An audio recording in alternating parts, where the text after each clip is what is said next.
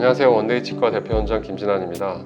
오늘은 전악 임플란트 환자분의 증례를 가지고 여러분께 설명드리도록 하겠습니다. 엑스레이 사진에서 보시게 되면 이분은 부분 틀니를 하고 계셨던 환자분이신데요. 58세 남자분이십니다. 하얗게 보이는 부분들은 치아, 이제 인공 보철물이 되겠죠. 이런 치아들이 있는 상태셨고, 위쪽에 치아가 있고 아래쪽에도 보시면 이렇게 금속 치아들이 이렇게 있는 걸 볼 수가 있습니다. 뒤쪽 부분에 틀니를 사용하고 계셨었는데요. 보시게 되면 잇몸 뼈들이 이렇게 아래쪽 부분에 뼈들이 다 녹은 상태로 내원을 하셨습니다. 그래서 치아는 굉장히 흔들리는 상태셨고요. 위쪽에도 치아의 잇몸 뼈들이 많이 내려가 있고 치아 끝에 염증이 많이 맺혀 있고 치아 일부는 부러져 있는 상태셨습니다. 위쪽 턱뼈 같은 경우에는 뼈들이 잇몸 뼈뿐 아니라 위쪽에 상악동이라고 해서 빈 공간이 있게 됩니다. 빈 공간에는 공기주머니가 되는데 이 빈 공간 안에 뼈가 없는 상태가 되겠죠.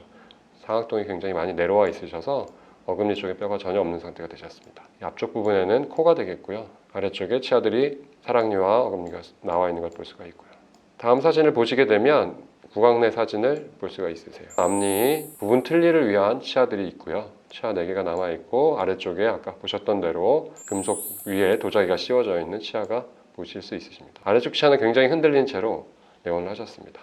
구강 내 사진이고요. 위쪽을 보시게 되면 틀니에 고리를 끼기 위한 고리들이 보이게 되겠고요. 이쪽에 치아들이 부러져서 빠져 있는 걸 볼 수 있습니다. 아래쪽에는 보시는 대로 이쪽 부분에 틀니가 들어가 있던 상태였습니다. 측면 엑스레이 사진을 보시게 되면 이쪽에 보이는 부분들이 위쪽 치아들이 되겠고요. 아래쪽 치아 상태가 되겠습니다. 위치아와 아래치아의 앞 전후 관계와 이런 것들을 보기 위해서 이런 것들을 찍게 되고요. 환자분의 상태라든지 이런 것들이 어떻게 되는지 이쪽은 기도가 되겠고요. 치아의 높이 정도를 이 사진을 보게 되면 파악할 수 있게 되는 것입니다. 이 부분이 하안모가 되겠는데 치아가 높이가 제대로 유지가 않게 되면 이 부분이 굉장히 짧아지고 낮아지게 되는 결과들이 나타나게 되겠고요.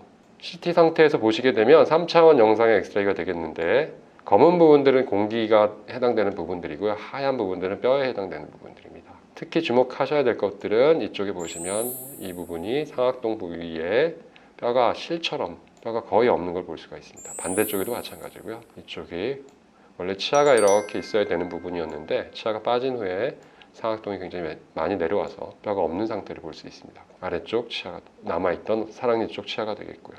위쪽 치아에 남아있던 치아들도 단면에서 보시게 되면 이쪽 잘라진 단면에 치아가 나타나지는 건데요. 이렇게 하얗게 보이는 부분은 금속이고요. 그 위에 도자기가 씌워져 있는 거고 치아가 이렇게 되어 있는데 치아를 싸고 있던 뼈들이 이렇게 많이 남아있지 않은 상태를 볼 수 있습니다. 그래서 남아있던 위쪽 치아들도 전체를 발치를 하시고 임플란트를 계획하였습니다.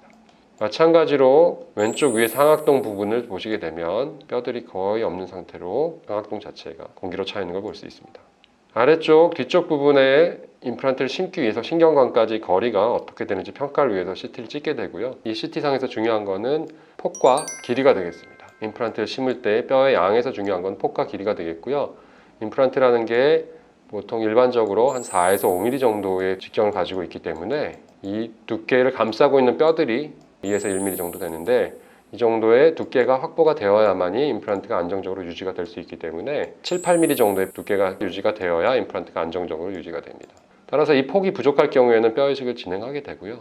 또한 길이가 부족할 경우에도 뼈 이식을 진행하게 되는 것입니다. 그래서 아까 처음에도 말씀드렸던 대로 위쪽 남아있던 치아들과 아래쪽 남아있던 치아, 사랑니 부분들의 치아를 발치하게 되고 아래쪽 같은 경우에는 전체 임플란트 8개를 발치와 동시에 전체를 식립 수술을 진행하였습니다. 발치를 하시고 추가적인 뼈 이식을 진행하였고요. 이 부분에 아까 송곳니가 있던 이가 흔들려서 뼈가 많이 녹아있던 자리 부분에 뼈 이식과 함께 임플란트를 진행하였고요.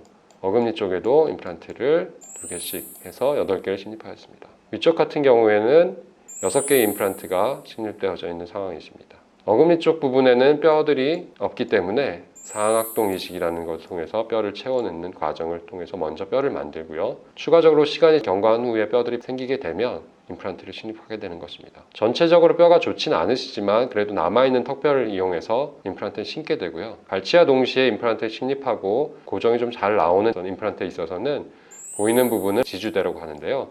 지주대를 연결해서 환자분께서 일상생활을 하는데 지장이 없도록 사회생활을 잘 할 수 있도록 임시차를 제작하게 되는 것입니다. 보시게 되면 흐릿하게 보이는 것들이 레진이라고 하는 플라스틱 재질의 임시차가 되겠고요. 이 환자분 같은 경우에는 위에 6개 임플란트를 심었지만 4개 임플란트만이 고정이 나왔기 때문에 4개 임플란트를 이용해서 위쪽 임시차를 만든 것입니다. 위쪽 치아는 아래쪽 치아보다 좀 크게 제작이 되어야 하기 때문에 좀 더 큰 상태고 기둥 개수가 조금 부족할 경우에 있어서는 이런 식으로 와이어 철사를 이용해서 보강한 채로 임시차를 마무리한 것입니다. 그 전에 치아가 있을 때는 굉장히 많이 흔들리는 상태로 내원하셨기 때문에 아래 치아가 굉장히 흔들리고 저작을 할 수 있는 상황은 아니셨지만 임플란트를 바로 신고 기둥을 연결해서 임시차를 만든 상태에서 어느 정도의 저작 기능은 가능하고 그렇지만 식사를 제대로 할 수 있는 상태는 아니시고요. 중요한 목적은 환자분께서 이가 없는 기간을 최소화시키고 수술 당일 바로 치아가 들어갈 수 있게 하는 것을 목표로 한 것입니다.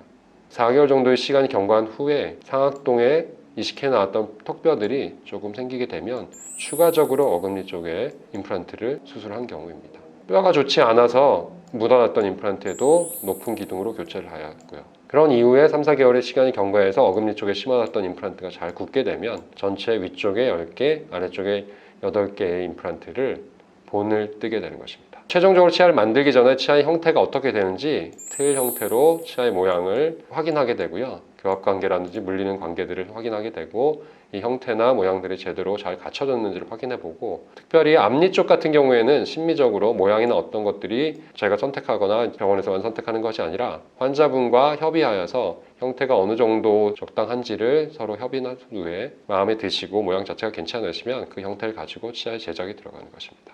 보시게 되면 아까는 약간 흐릿한 형태의 플라스틱 레진이라고 하는 레진 형태로 치아의 모양이나 이런 것들을 제작하였다가 그 형태가 완전히 마음에 든다 하시면 그 이후에 지르코니아라는 세라믹 재료를 통해서 이렇게 치아를 제작하는 것입니다. 보시게 되면 임플란트 브릿지가 전체가 형성이 되어 있는 것이고요. 캐드캠이라는 컴퓨터 장비를 이용해서 밀링이라는 과정을 통해서 깎게 되고요.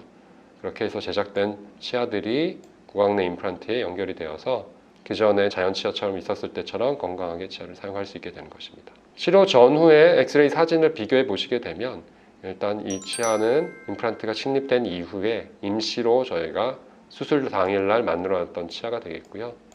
약간은 높이가 좀 낮은 상태여서 이 길이가 조금 짧긴 한데요. 어느 정도 사회생활을 할 수 있을 정도로 수술 당일날 만들어졌던 경우고요. 치아가 다 들어간 이후에는 적정한 높이를 만들어 주어서 아래 길이도 좀 회복된 것을 볼 수 있습니다. 아래쪽 입술의 형태를 보시게 되면 치아들이 좀 낮게 제작되어 있거나 그 전에 이가 있을 때 치아가 짧아서 낮아서 튀어나와 있는 것을 볼 수 있으신데 제대로 된 보철물과 제대로 된 교합 고경을 유지하게 되면 VD라고 하는데요. 버티컬 디멘전이라고 해서 교합 고경이라고 하게 되는데 그것들이 유지가 되게 되면 입술 자체 형태가 조금 더 자연스럽게 유지되는 걸 볼 수가 있게 되는 것입니다. 그래서 하안모의 길이 자체도 전체 치아가 제대로 형성됨으로써 온전하게 회복된 것을 볼 수가 있습니다. 이 사진은 수술 직후의 CT 상황이고요. 임플란트가 어떻게 신겨져 있는지 3차원적으로 확인해 볼 수가 있게 되겠고요. 임플란트 식립 후 구치부의 상악동 부분에 3차원 CT 영상인데요. 가루처럼 보이는 이 부분들이 파우더 형태로 된 돌 이식제가 들어간 상태가 되겠습니다. 가루 형태로 된 이 뼈 이식제들을 이식한 이후에 시간이 좀 지나게 되면 뼈들이 단단하게 굳게 되는 것입니다. 이 반 상태의 치료 전후 사진을 비교해 보시게 되면 남아있던 기존의 틀니를 사용해서 고리로 사용했던 치아들의 상태고 아래쪽에 굉장히 흔들렸던 치아가 남아있는 걸 볼 수 있게 되겠고요. 위에 치아가 부러져 있는 상태를 보시게 되고 보시게 되면 지리코니아 형태로 된 치아 보철물이 들어가게 되겠고요. 이분은 잇몸이 굉장히 많이 꺼져 있는 상태로 내원하셨고 이렇게 잇몸이 안 좋아서 이를 발치하게 되면 잇몸이 많이 꺼지기 때문에 치아는 조금 길어지기 때문에 그 길어진 부분에 대해서는 잇몸 형태의 색깔의 도자기를 올려서 이렇게 마무리했던 경우입니다.